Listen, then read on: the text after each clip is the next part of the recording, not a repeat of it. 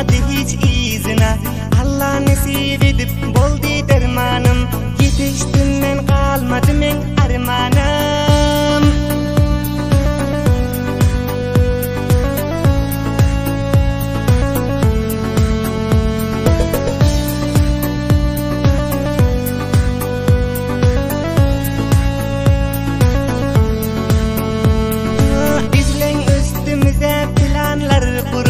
Bilmediler nerseden hiç ayırıp, iç karalar kaldı izda sargarıp. Şükür ediyon geldi menin devranım, bizlen üstümüze planlar kurup. Bilmediler nerseden hiç ayırıp, iç karalar kaldı izda sargarıp.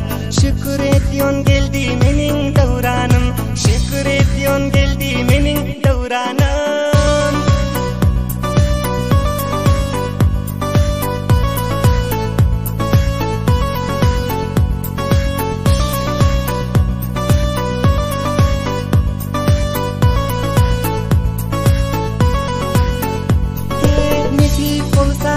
Bir gün bararın, senin bilen bile davran sürerin.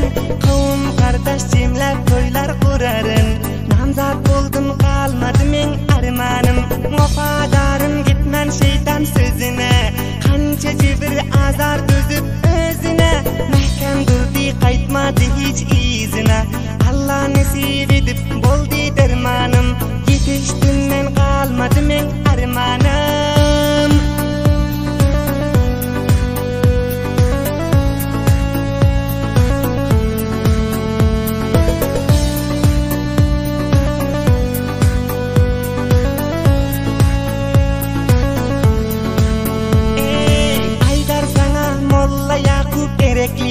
Beren nişanan aynadır gerekli, işit vastın yazandır tak yürekli.